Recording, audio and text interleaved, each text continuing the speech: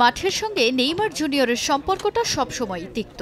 ইনজুরির ছোবলে মাঠের ফুটবলের সঙ্গে বনিবনা কখনোই যেন হয় না ব্রাজিলিয়ান পোস্টার বয়ের। ইউরোপের যশ খ্যাতির কথা না ভেবে পাড়ি জমান মধ্যপ্রাচ্যের দেশ সৌদি আরবে। সেখানে গিয়েও দুদণ্ড শান্তি মিলল কি নেইমারের?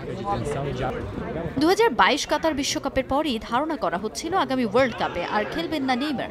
ইনজুরি আর হতাশা থেকে এই ব্রাজিলিয়ান তারকা হয়তো অবসরেই চলে যাবেন, তবে এবার নিজেই জানালেন নিজের স্বপ্নের কথা। সৌদি ক্লাব আল হিলালে পাড়ি জমিয়ে বেশ কয়েক দফায় ইনজুরিতে নাজেহাল অবস্থা নেইমারের। গেল মৌসুমে ক্লাবের হয়ে মাঠেই নামতে পারেননি এই সেলেসাও তারকা। 2026 বিশ্বকাপ বাছাই পর্বের এই বছরের ম্যাচেও মাঠে পাওয়া যায়নি তাকে। তবে অবাক করা এক তথ্য দিলেন নেইমার। গেল নভেম্বরেই বিশ্বকাপ বাছাইয়ের ম্যাচ খেলতে প্রস্তুত থাকলেও তাকে দলে রাখা হয়নি বলে জানান তিনি। আগামী বছর বিশ্বকাপ বাছাইয়ের ম্যাচের মধ্য দিয়ে জাতীয় দলে প্রত্যাবর্তনের অপেক্ষায় আছেন এই ব্রাজিলিয়ান। অবশ্যই আমি ফিরব, সেই প্রস্তুতি নিচ্ছি।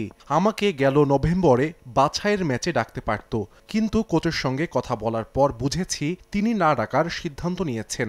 তবে পরের বার আমি অবশ্যই সতীর্থদের সঙ্গে থাকব। দেশের প্রতিনিধিত্ব করার চেয়ে ভালো আর কিছুই হয় না।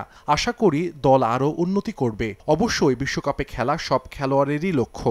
আমি এরই মধ্যে 3টি বিশ্বকাপে খেলেছি, অবশ্যই চতুর্থটিতেও খেলতে চাই। এটাই মনোযোগী থাকতে হবে এবং ভালো প্রস্তুতি নিতে হবে।